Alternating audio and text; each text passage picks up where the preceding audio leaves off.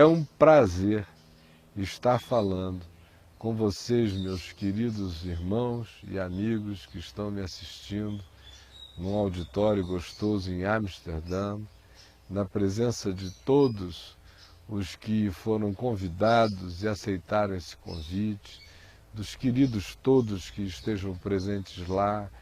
São muitos amados, eu não quero mencionar todos os nomes, porque haveria pessoas que por qualquer omissão minha se sentiriam deixadas de lado, mas cada um sabe que eu estou falando de cada um. E um beijão muito especial no meu filho Marcelo Quintela, que foi me representando. Eu já vinha adiando essa ida há algum tempo, então alguns meses atrás nós decidimos que ele iria, e será uma grande maravilha, uma grande bênção, isso eu posso assegurar e garantir a todos vocês.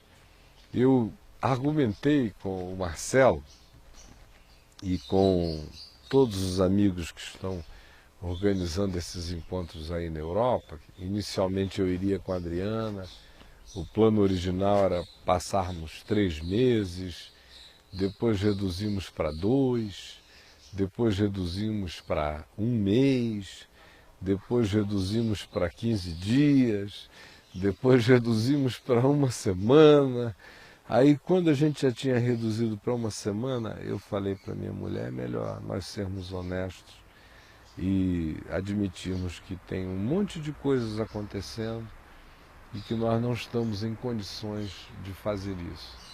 Coisa que no passado para mim era absolutamente brincadeira. Eu vivi durante uns 30 anos na vida em que, com regularidade enorme, durante muitos períodos da minha vida, eu ia à Europa 2, 3 vezes na semana. Havia ocasiões de eu sair para pregar, pregava na Dinamarca, voltava na terça, quando era na quinta eu ia à Inglaterra, quando era no sábado eu já estava aqui, na segunda seguinte eu estava saindo para Portugal. Houve períodos que, por causa de contingências, eu atravessei o Atlântico para um lado e para o outro na direção da Europa 4 vezes no ano de 1998. Então, o que no passado me era absolutamente natural, simples, era mais simples do que pegar um carro de Copacabana indo para Del Castillo, que é extremamente mais desagradável e desconfortável.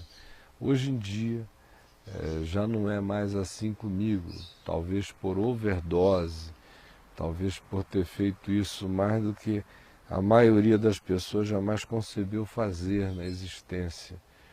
O fato é simples, é que em geral eu chegaria no lugar, nós iríamos nos encontrar, nos abraçarmos, nos beijarmos, iríamos comer uma comidinha junto na primeira noite, provavelmente no dia seguinte, no café da manhã, tomasse café com algumas pessoas assim mais ativas e pulsantes no movimento Caminho da Graça aí no lugar, mas evidentemente Adriana e eu iríamos passar a maior parte do dia quietos no hotel.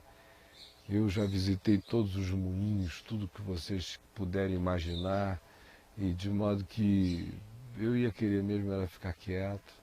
E à noite iria chegar aí, ia estar com vocês, iria pregar. Talvez na primeira noite a gente saísse outra vez para jantar, mas na segunda eu já ia querer voltar direto para o quarto, ficar quieto. Não tem nada a ver com ninguém. Eu sou assim em todos os lugares, e não é de hoje, faz muitos anos que eu fui ficando assim por uma questão de sobrevivência, de reclusão e de proteção de alma, de tempo para mim mesmo, de silêncio mental. Eu existi uma vida inumana muitos e muitos e muitos anos. Eu tenho até preguiça de narrar. Eu fico contando fragmentos, e não eram fragmentos, era um caleidoscópio diário e esmagador de muita coisa.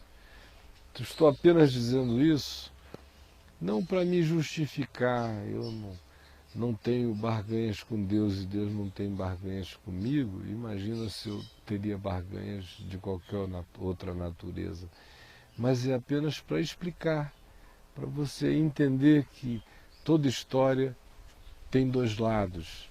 E sábio é aquele que na vida não fixa o olhar numa única direção.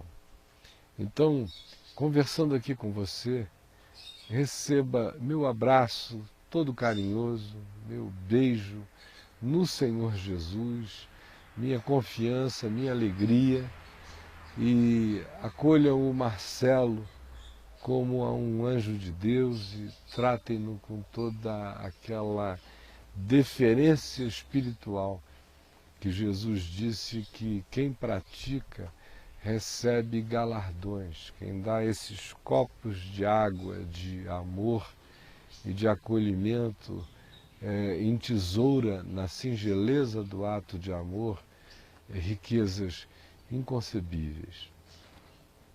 Hoje eu estava me perguntando o que na realidade era importante que eu dissesse a vocês. O que no meu coração, com toda sinceridade, se essa fosse a última vez que eu fosse conversar com vocês, meus amigos, irmãos, amados, na Holanda, na Europa e com todos aqueles que estão assistindo pela VMV-TV, mas especialmente com você, que está me assistindo em Amsterdã, ou no ambiente da Holanda, ou no ambiente da Europa, que tem diversidades culturais, linguísticas, históricas, as mais diversas, mas que experimenta hoje um senso de destino comum extremamente forte e consciente. Então, com vocês, com você, é que eu gostaria de um modo muito especial de falar. E quem quer que em me ouvindo puder aproveitar também para si, que faça isso, porque será bom. O que eu quero dizer? Inicialmente eu queria narrar algumas histórias singelas de amor na minha vida que aconteceram com pessoas oriundas da Holanda. O reverendo Samuel Doctoren, que é armênio, eu o conheci por causa de uma irmã holandesa que se mudou para Manaus em 1972, antes de eu me converter. E acabou que a presença dela na cidade foi desastrosa, mas foi por causa dela que eu acabei conhecendo o reverendo Samuel Doctoren, que teve um papel muito importante na minha vida nos primeiros anos, 2, 3, 4 primeiros anos, provavelmente. Depois disso, ainda morando em Manaus, no ano de 1979, mais tardar, iniciozinho de 80, eu fui convidado por uma pessoa que era amiga do reverendo Antônio Elias, um holandês missionário no Brasil e que estava servindo numa igreja presbiteriana na cidade de Cascavel, no Paraná. E ele, a quem eu conheci na casa do reverendo Antônio Elias, me convidou para ir até a igreja dele, pregar a palavra, porque ele tinha tido uma experiência forte com o Espírito Santo.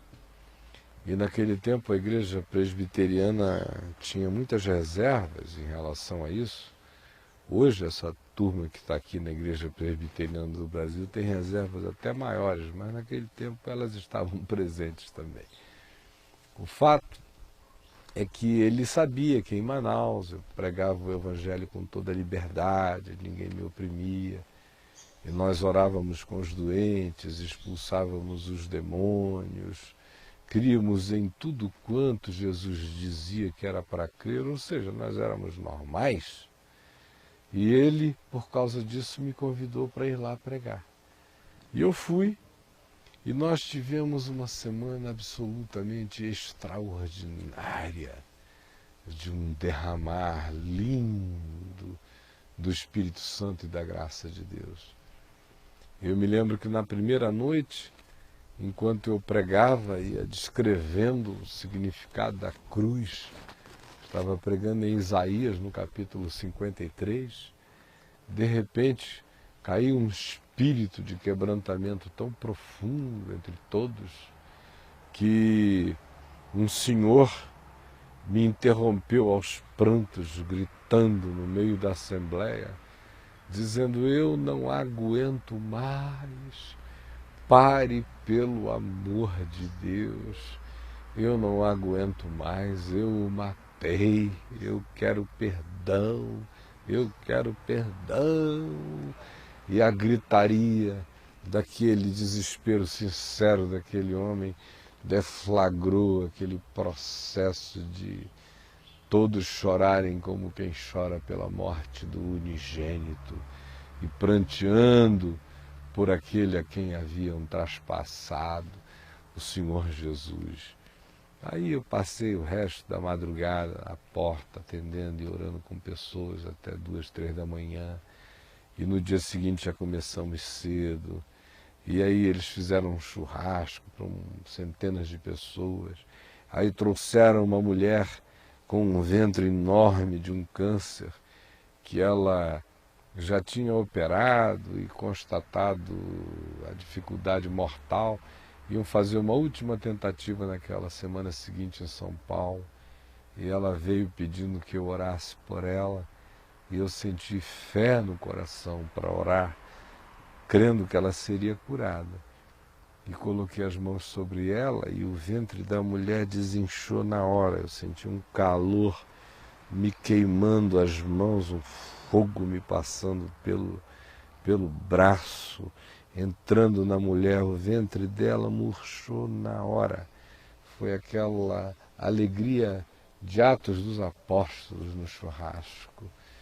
E ela foi a São Paulo e voltou de lá ainda na mesma semana com um diagnóstico de desaparecimento total de todas as coisas. Na sequência daquela semana aconteceram tantos milagres que eu ficaria o resto do tempo falando sobre eles. Mas um muito bonitinho, muito singelo que aconteceu na companhia desse amigo holandês, depois eu direi o nome dele, é que numa das noites, aquela multidão que saía pelas portas do templo e assistiam pelas janelas, e não havia telão, eram microfones alto-falantes espalhados por um gramado enorme que havia à volta do templo, a multidão do lado de fora maior do que a de dentro. Eu disse: olha, amanhã não deixe de vir sob hipótese nenhuma. Nem que a sua casa não tenha ferrolhos e você viva cercado de bandidos. Deixe a porta aberta, mas não deixe de vir.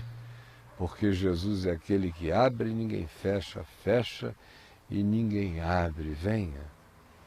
E um senhor creu nesta palavra e foi. E a casa dele não tinha trancas nem janelas, não tinha coisa nenhuma. As janelas, mas não havia tranca, porta, mas não havia ferrolho. E ele morava cercado de muita gente estranha e ruim.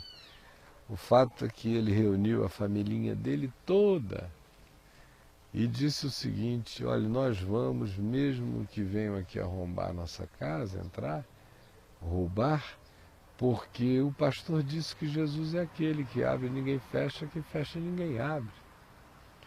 E aí ele chegou à porta da casa dele, declarou isso em nome de Jesus e foi embora. E voltou para casa, depois da reunião, abençoadíssimo, nas nuvens. E quando ele foi tentar entrar na casa, ele não conseguiu. A casa estava toda trancada por dentro, janelas, portas. Ele não conseguiu. Foi atrás de um machado para arrombar a casa, para conseguir entrar na própria casa, enquanto dava gargalhadas de alegria e de gozo. Até que alguém lá lembrou, disse: mas o senhor disse que Jesus é o que abre, ninguém fecha, fecha e ninguém abre. Confesse isto agora de novo com toda a fé, porque quem fechou, abre. E ele fez isso e a porta se abriu, e vocês imaginam como essa família voltou lá para o lugar, tomada daquelas alegrias que a gente só vê no livro de Atos dos Apóstolos, e faz tempo que a gente já não assiste entre nós no ambiente simples da fé. O nome deste homem é Nicholas Van Exel. Eu não sei se alguém aí conseguiria achá-lo. A última notícia que eu tive dele é que ele estava sendo professor de teologia numa faculdade teológica reformada holandesa. Eu, no entanto, não posso acreditar que um homem que foi tão bombardeado pelo Espírito Santo tenha perdido o calor daquela fé singela e genuína que ele assistiu com os olhos dele naquela época. Aí você diz, mas e por que você está falando que nós aqui na Holanda deveríamos procurar esse seu amigo que você não vê há décadas, Nicholas Van Exel? Eu vou responder a você daqui a pouquinho. Depois que eu ler um texto aqui em Atos dos Apóstolos, no capítulo 11. Um texto que, antes que eu faça a leitura, eu quero precedê-la por uma informação básica. Faz muitos anos que todas as vezes que eu me dirigia para pregar a brasileiros que moravam fora do país, pelo menos 20 anos, eu sempre convoquei essa população de brasileiros morando em Nova York, New Jersey, Danbury, Flórida, que eram os lugares onde no passado eu ia muito e reunia muitos brasileiros, Boston, cidades assim, ou Montreal no Canadá, Quebec, Toronto, e mais do que na Europa, porque em geral quando eu ia à Europa, na Holanda eu pregava para holandeses, na Inglaterra para ingleses, na Espanha para espanhóis. Eu praticamente nunca promovi nenhum encontro de brasileiros na Europa. Mas nesses outros lugares a divulgação era sempre aos dispersos. E a minha ênfase era sempre na saudação inicial de Pedro, escrevendo aos que viviam na dispersão, eram judeus vivendo fora dos termos de Israel, aos dispersos. Quando nós iniciamos um grupo em Atlanta, na Geórgia, eu falei com eles através da rádio do site. O texto que eu usei foi 1 Pedro, capítulo 1, versos 1 e 2, aos dispersos no Ponto, na Bitínia, na Galácia, aquela lista enorme de judeus sem chão fora do território de Israel, e Pedro querendo ajuntá-los. Depois, quando nós iniciamos algumas outras transmissões para fora daqui, como foi o caso para a Flórida, a ideia também era reunir os dispersos.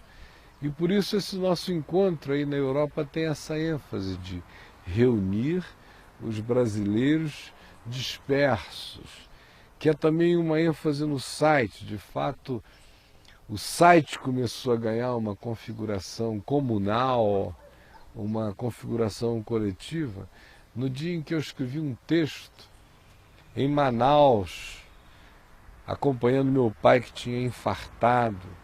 E numa determinada noite eu senti uma vontade enorme, uma saudade dos filhos de Deus que andavam dispersos pela terra. Saudade, muita saudade. E eu escrevi um textinho aos filhos de Deus que andam dispersos pela terra. Está no site. Ele é bem curtinho, mas era um clamor da minha alma, dizendo, olha, Jesus morreu e disse, quando eu for levantado da terra, eu atrairei todos a mim mesmo. E João disse, ele dizia isso com referência ao fato de que quando ele fosse levantado, ele atrairia todos os filhos de Deus que andam dispersos pela face da terra. Que a cruz é esse lugar centrífugo para o qual todos os filhos de Deus dispersos convergem. E eu disse isso no site, e isto acabou gerando um movimento de adesões, de pessoas dizendo eu quero, eu quero, eu quero. e nós fizemos o nosso primeiro encontro. Foi o encontro da Irmandade Virtual do site. Um encontro que veio acontecer de fato em São Paulo. E muita gente que hoje está firme no caminho da graça fez parte daquela semente ali, que vingou, que deu fruto, que foi maravilhosa. Aí dali os processos foram seguindo, o caminho, o Café com Graça já existia, depois nós resolvemos ampliá-lo para o caminho da graça, eu vim para Brasília e daqui as coisas se deflagraram, como vocês bem sabem, como você de fato bem percebeu. Então, dito isto, eu quero agora explicar por que hoje, mesmo tendo convocado os dispersos brasileiros na Europa, na Holanda, na Bélgica, na Inglaterra, em qualquer outro lugar onde quer que pessoas tenham atendido e afluído e convergido, eu quero, no entanto, dizer que esse nosso encontro de hoje é muito mais do que para ajuntar os dispersos. Essa é só a primeira fase, mas se nós pararmos aí, se o caminho da graça fora do Brasil se transformar apenas numa sinagoga avançada de gente do caminho, em terras onde não exista o templo comunal do caminho da graça, porque a sinagoga surgiu, foi disso, foi da ausência da geografia, da política e da cultura nativa da existência em Israel. A sinagoga nasceu no exílio em Babilônia, ela é um produto da dispersão. Então, se a gente ficar só nessa, as estações do caminho vão virar sinagogas de caminho da graça na Europa, nos Estados Unidos, no Japão, um lugar de comunhão, um clube de ajuntamento que tem seu lugar, tem seu significado, tem sua importância, tem até a sua fundamentalidade, eu não diria nem essencialidade, porque essencial não é, mas é fundamental. Mas se nós pararmos aí, sabe o que vai acontecer? Se nós pararmos aí, nós vamos transformar o processo inteiro do caminho da graça fora do Brasil num experimento holandês de construção de diques, um experimento de proteção, um experimento de segurança. Aí, nesse caso, a estação é um dique para proteger os brasileiros que moram na dispersão, na Holanda, em Amsterdã, onde você entra num lugarzinho, escolhe o tipo de baseado que você quer fumar, o teor, a intensidade, e aí tem gente que diz, uau! Ou você vê mulher pelada em vitrine, via muito mais no passado que hoje, porque está ficando meio brega. Ou que tem a fama de ser um lugar de devassidão, mais fama do que fato, porque ninguém que more no Brasil vai ter autoridade para acusar a Holanda de nenhuma devassidão, porque a sacanagem corre solta é em solo pátrio, e todo mundo sabe disso. Mas tem esse mito, sobretudo um mito alimentado pela distância do papai, da mamãe, do titio, dos amigos, dos parentes, das pessoas que são o nosso superego, que funcionam como as fadinhas no nosso ouvido, dizendo, olha, por aí não, assim é certo, ou não faz isso não porque papai vai ficar triste, ou, não faz isso não porque mamãe não te criou para isso, não faz isso não porque o titio está quase infartando, vai ficar triste se souber dessa história. Aí esses superegos que estão todos longe, aí você tem que desenvolver apenas uma consciência, porque não tem toda essa censura. Aí tem gente que tem medo da sua própria consciência, aí procura um grupo, uma comunidade, uma coisa assim, para poder prestar contas e se sentir meio protegido de si mesmo, mais do que de qualquer outra coisa. Ou seja, ainda é a psicologia do dique, ainda é o fato de que o solo da sua existência é mais baixo do que o oceano do mundo. Aí você tem que construir o dique para não ser invadido, senão fica tudo embaixo d'água, né? Se nós continuarmos apenas nessa, isso tem o seu significado, como eu já disse há pouco, tem o seu sentido, tem a sua finalidade, mas está longe de realizar a missão. Está longe, longe, longe, longe, longe de ser ainda o chamado. Afinal de contas, Jesus não disse indo por todo o mundo. Defendam-se das pressões da existência. Reúnam os iguais e fiquem bem juntinhos. Façam o possível para nem aprender a língua local. Trabalhem apenas em subemprego, que vocês podem apenas obedecer gestos, mas não façam nem esforço para aprender a língua local. E contentem-se de que nos fins de semana vocês podem comer feijoada, que podem ser encontradas em algumas bibocas, em qualquer lugar do mundo, e assim vocês mantêm a sua identidade. E para melhorar e ungir esse encontro cultural, vocês ainda cantam muitos hinos em português, fazem orações em português, ouvem uma mensagem do Evangelho em português e voltam para servir os povos estrangeiros no meio dos quais vocês estejam, sobrevivendo graças ao meu dique abençoado chamado de a Igreja. Não foi isso que Jesus disse. Jesus nunca imaginou que ele ia ter discípulos construtores de diques. Ele não disse, edificarei o meu dique e os oceanos do inferno não prevalecerão contra ele. Ele disse, eu edificarei a minha igreja em Jerusalém, Judéia, Samaria, Amsterdã, Holanda e até os confins da terra. E as portas do inferno não prevalecerão contra ela. O problema, minha gente, é que a vocação cristã é para fazer dique, é para construir dique, é para se proteger em qualquer lugar, seja aqui, tenha sido em Jerusalém, seja aí, na Holanda. A gente quer fazer dique.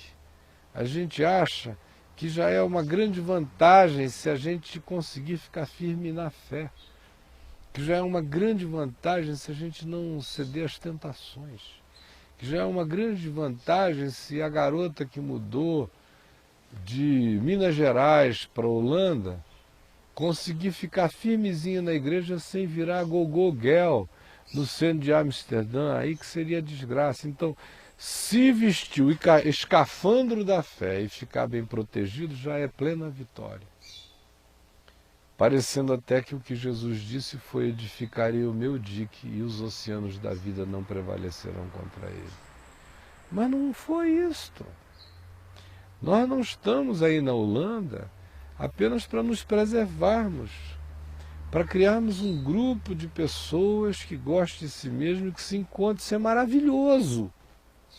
Mas até os pagãos fazem o mesmo. É uma vocação natural, essa de identificação com os semelhantes, com os iguais, com os próximos. Próximos idênticos, não o próximo diferente. E antes de ler Atos 11, eu quero apenas lembrar essa vocação original para fazer dique, que vem, por exemplo, desde Israel, para a gente não se alongar. Deus tinha dito a Israel que Israel ia ser uma luz para os povos, ia ser sal da terra, ia ser uma nação de sacerdotes dando testemunho para o mundo. O que é que Israel fez? elegeu um rei, se fixou numa geografia, construiu um templo e não saía de lá e só julgava os de fora como perdidos. Aí Deus veio e teve que destruir o templo e mandar o povo fazer missão em Babilônia, pregar para os discípulos mais diferentes, de Zoroastro, de Confúcio, das pessoas as mais diversas. Aí eles voltam, aí se fixam de novo ali, aquela fixação de fazer um templo, e aqui que é a casa de Deus, e aqui é o nosso dique. Aí rejeitam até o Evangelho, até Jesus. Aí vem Deus e os dispersa pelo mundo inteiro de novo, para ver se eles aprendem ou não aprendem. Nesse meio tempo surge a gente, surge a igreja, surgem os discípulos de Jesus. O que eles fazem? Jesus diz que eles tinham que ir por todo o mundo, a começar de Jerusalém, Judéia, Samaria e até os confins do planeta, pregando o Evangelho. Eles, no entanto, não saíram de Jerusalém. Ficou tão gostoso, tão quentinho, tão fofinho, aquela língua de fogo na cabeça, aquele orgasmo espiritual de falar em outras línguas, aquele gozo celeste, gozo celeste, gozo celeste, enche a minha alma, glória do céu, sigo cantando. Vamos dizendo que sigam cantando sem sair do lugar. Ali mesmo, Jerusalém é a nossa casa, vamos fazer o ninho, vamos afofar para ficar bem gostoso, porque é aqui que a gente vai ficar, é aqui que a gente vai fazer. E ó, foram ficando, não iam sair dali de jeito nenhum, tiveram que sair no tapa. Atos 8 diz que foi a perseguição que aconteceu a Estevão que os tirou de lá. E o termo grego usado por Lucas em Atos 8, quando diz que eles foram dispersos, a palavra original é foram semeados, é como quem joga uma semente. Deus usou a perseguição para semear os preguiçosos no mundo. Aí eles foram até Samaria, alguns fugiram para Chipre, para Antioquia, alguns ficaram pertinho ali na Fenícia, Líbano, para não ir muito longe.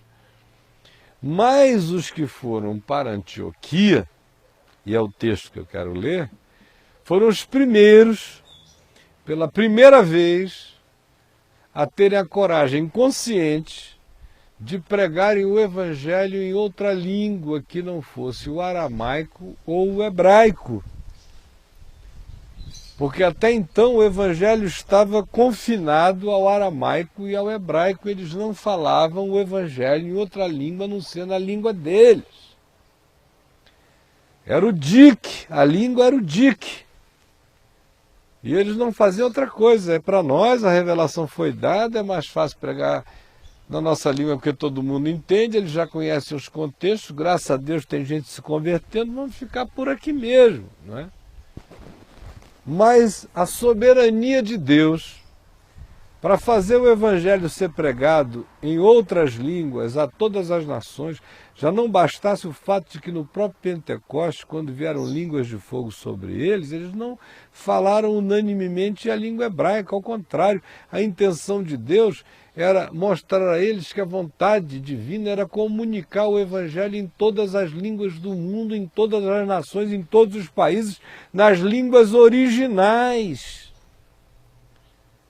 Esse é o grande recado do Pentecoste, é poder com capacidade de fazer a viagem para dentro do contexto do outro, da língua do outro, para comunicar o Evangelho com poder e unção e graça na língua do outro, no mundo inteiro.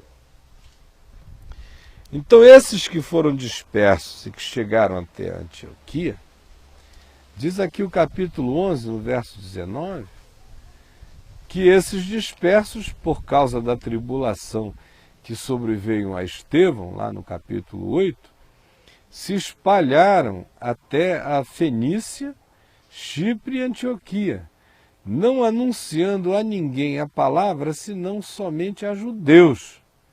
Os caras chegaram lá e o mundo inteiro ainda não existia, só judeu. Alguns deles, porém, a maioria continuou no conforto de deixa eu pregar para quem me entende, não dá trabalho, não tem que aprender essa outra língua, eu gaguejo muito nela, é difícil. Se Deus quisesse falar na língua deles, Jesus teria chegado pregando em grego, mas deixa para lá. Alguns deles, porém, que eram de Chipre e de Cirene, graças a Deus, porque eles não eram de Jerusalém, nem de Israel, senão iam ficar na preguiça de só falar hebraico e aramaico, mas esses que eram gentios de Chipre e de Cirene, esse de Cirene era da África, era de cor negra, e foram até Antioquia, falavam também aos gregos, graças a Deus por esse pessoal de Chipre e de Cirene, que anunciaram o evangelho também aos gregos, falando a eles o evangelho do Senhor Jesus.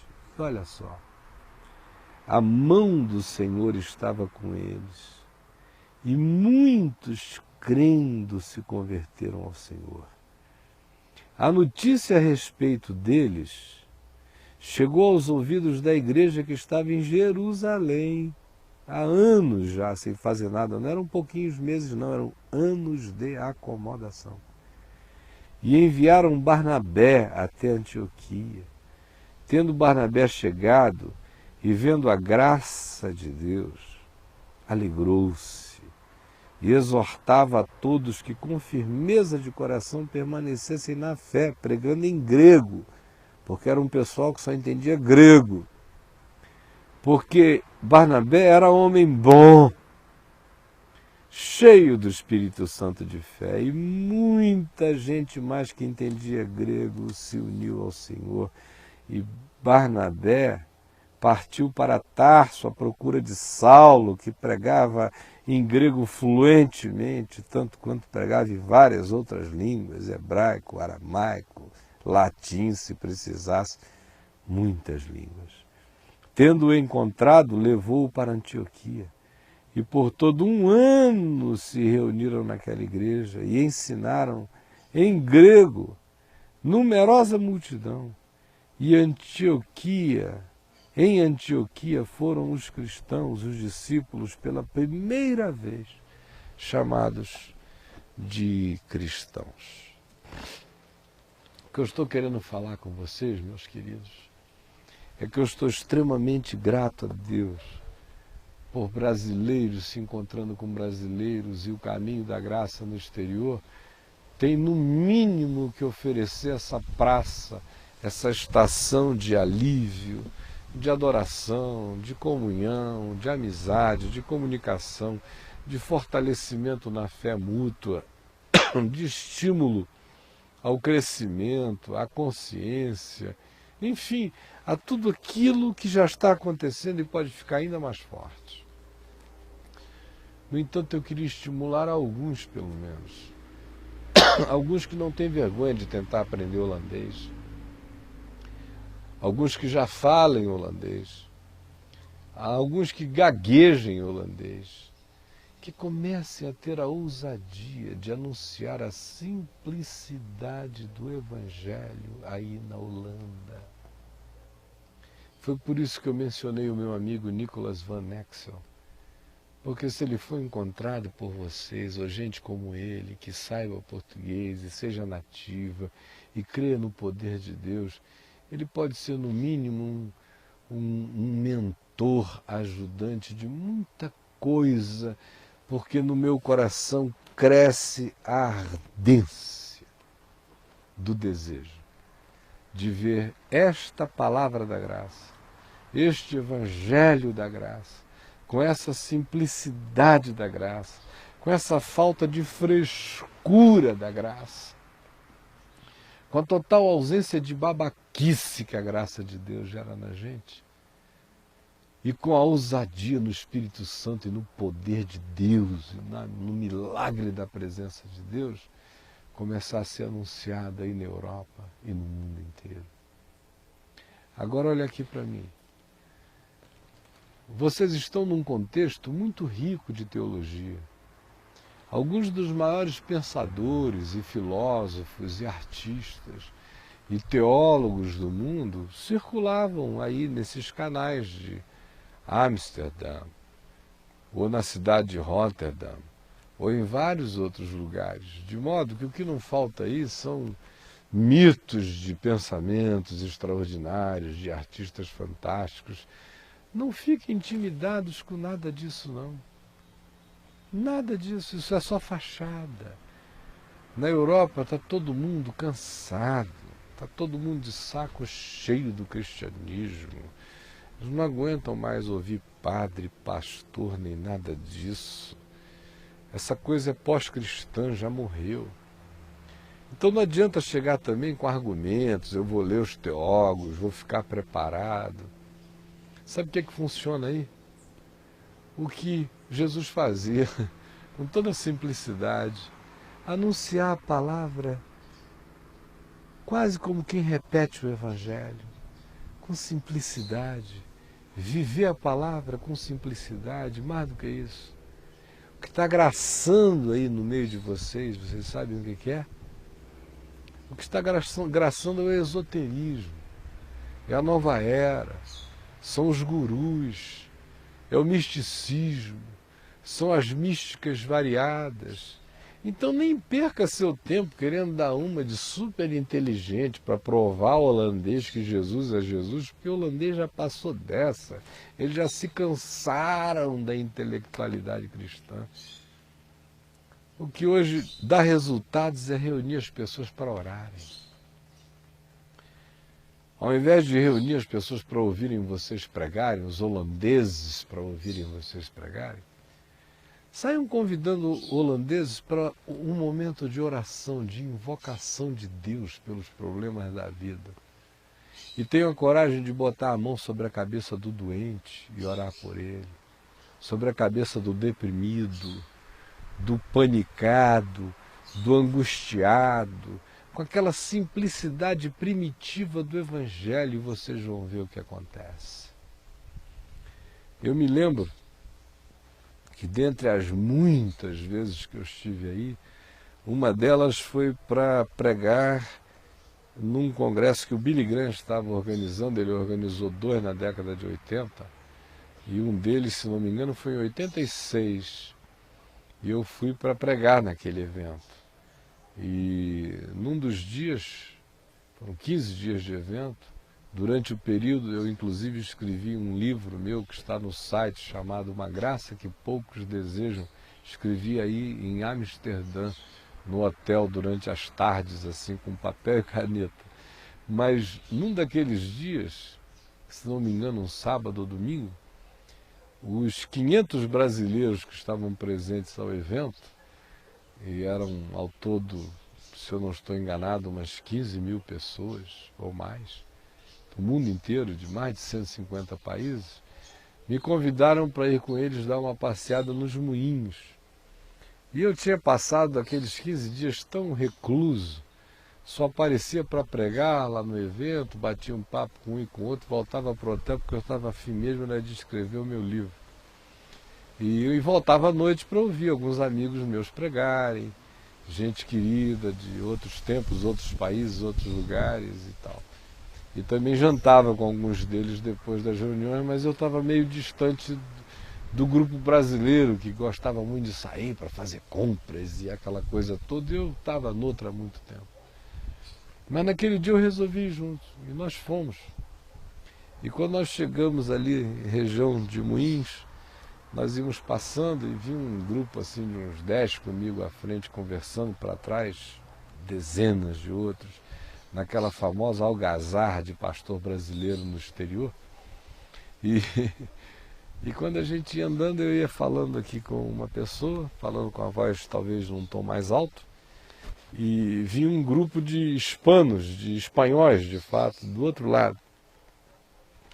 E uma moça jovem me ouviu falar português e ela deu uns gritos assim, dizendo assim: Iemanjá, Pombagira, falou o nome desses deuses aí dos cultos afro-brasileiros. E aí eu peguei, olhei para ela e falei, Jesus! Aí ela veio, parou e ficou me olhando, o grupo todo parou ali. Aí ela falou, Jesus? Eu falei, é, Jesus. Aí ela falou, eu gosto muito da Bahia. Eu acabei de vir da Bahia e de fato, eu fiquei muito impressionado com o que eu vi na Bahia. Eu cheguei até mesmo a fazer a minha cabeça lá na Bahia. Eu deixei que raspassem minha cabeça, que amarrassem aquelas cordas de voodoo, de macumba em mim. Aí ela me mostrou, ela estava toda amarrada por aquilo ali. E eu falei, poxa, que pena que fizeram isso com você. Que pena que você tenha ido ao Brasil para receber do Brasil uma amarração espiritual de uma coisa que pode lhe fazer tanto mal. E eu falei, você não precisa ficar presa a isso.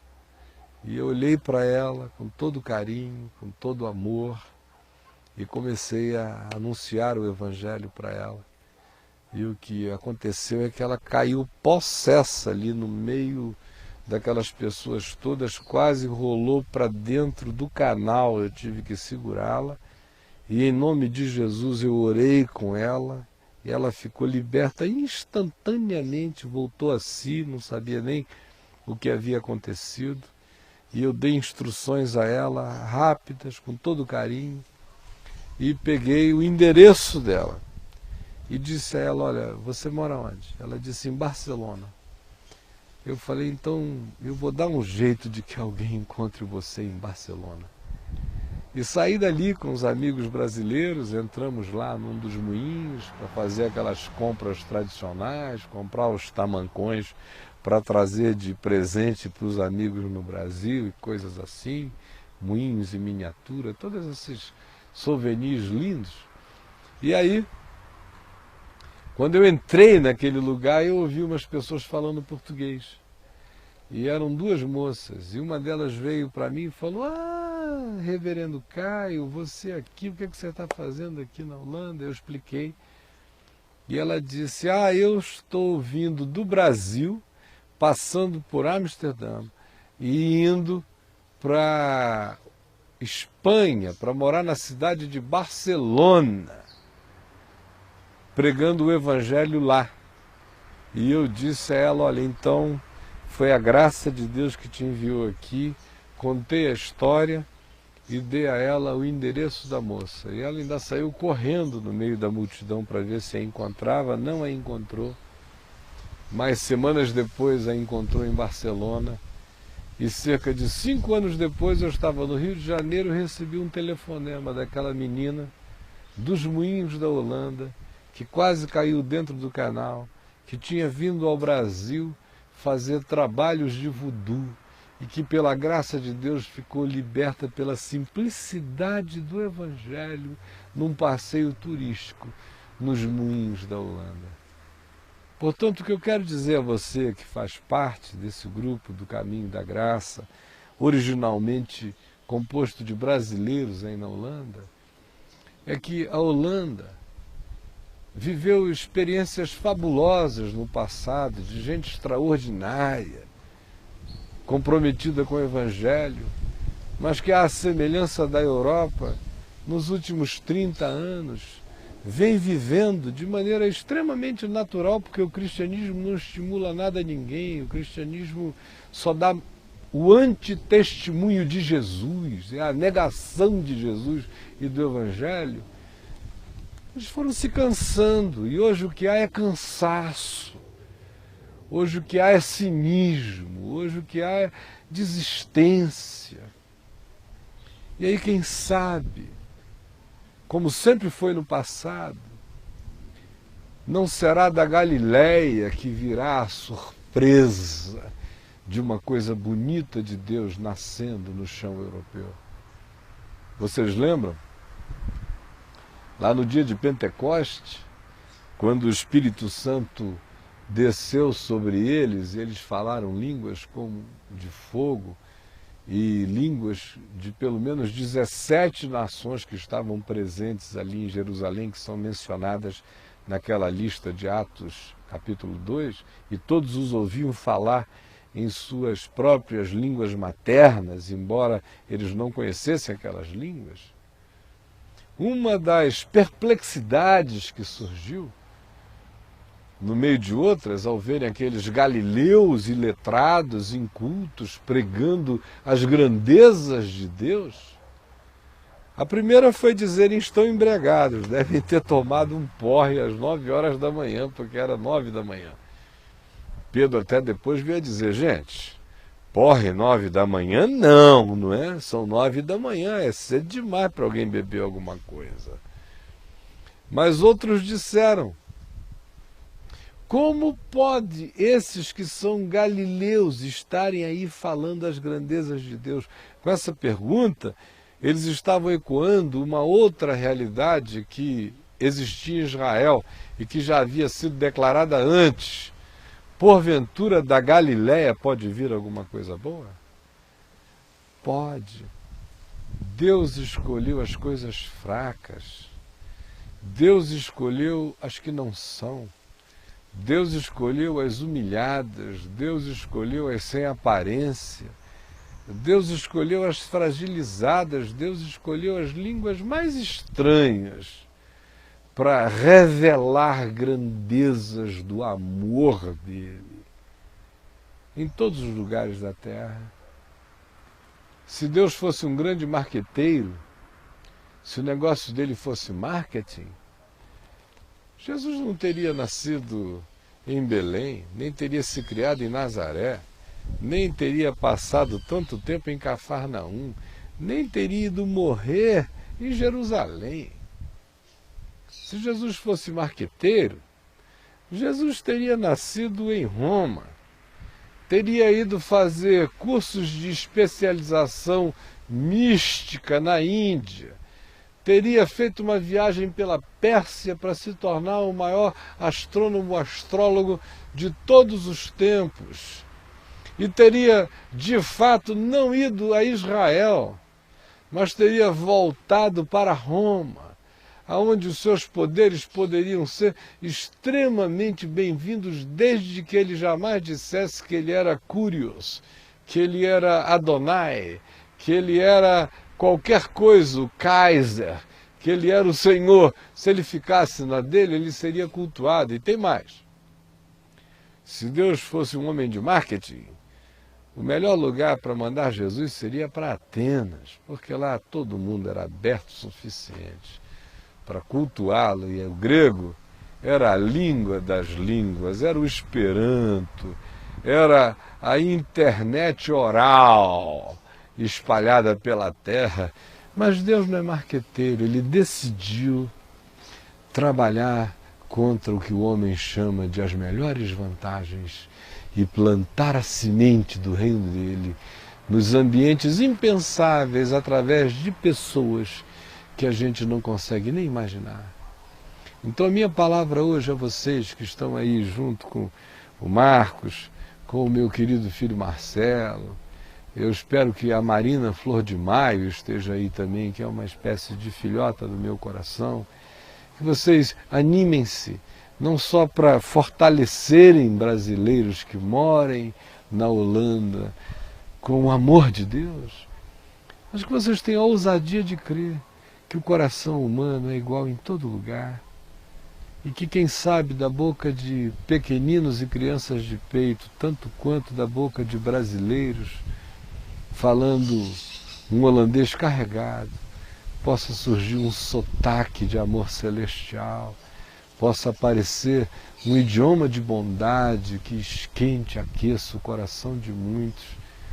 Porque na minha loucura singela, falando aqui do jardim de casa, eu posso crer que agora mesmo o Espírito Santo esteja plantando a semente da primeira estação do caminho da graça, nascendo na Holanda, sendo conduzida por pessoas que falem holandês e que estejam com muita vontade de anunciar o amor de Deus e de serem pessoas que beijam a vida com o amor de Deus.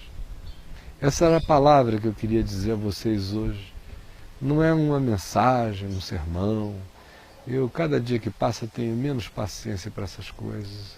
Quero falar do meu coração, estimular você a crer, a não ter medo de amar, a crer que em você existem todos os recursos e o potencial do amor para realizar todos os milagres de Deus neste mundo. Basta que você não se encha de si. E ao contrário, se encha de Deus. Fica aqui o meu beijo a todos vocês. Meu beijo também a qualquer pessoa que esteja no auditório me ouvindo e que esteja sendo objeto de uma mediação de interpretação para compreender o que eu esteja falando. Meu beijão a você também. E que o Senhor Jesus guarde a todos, que esta seja uma semana riquíssima. E não esqueçam, no sábado que vem eu estarei fazendo a mesma coisa, transmitindo para Londres. E eu espero então que todo o pessoal da Holanda esteja também assistindo, ou de modo reunido, ou usando os seus próprios monitores de televisão, assistindo pela VMV TV em casa, tá bom? Eu queria concluir fazendo uma oração. Não sei se o Chico está me trazendo alguma pergunta, alguma interação, alguma coisa assim, mas eu quero orar. Senhor Jesus, eu quero te agradecer por todos os holandeses que passaram pela minha vida e que me fizeram bem. Tantos, inclusive pelo meu amigo Nicolas Van Nexel, que viveu aquela semana de milagres extraordinários comigo no Paraná. Eu quero pedir que o coração dele não tenha esfriado, que ele continue cheio de amor e de fervor e de alegria como ele era há mais de 30 anos atrás. E eu peço que hoje, enquanto eu estive aqui dizendo essas palavras singelas, quero pedir que o Espírito Santo tenha acendido a luz da revelação no coração de muitos, e que tenha caído aquele calor, aquele coração quente tenha sido aceso, e que a consciência tenha ficado excitada pela verdade, e que a alma tenha se erguido com as disposições perenes de viver para Deus em espírito e em verdade. É o que eu te peço, é o que eu sei que tu estás fazendo, porque tu és fiel. Em nome de Jesus. Amém e amém. É isso aí, gente boa de Deus. Se não há perguntas, fica meu beijão. Que o Senhor Jesus abençoe e guarde a todos. Beijão. Sigam com Marcelo.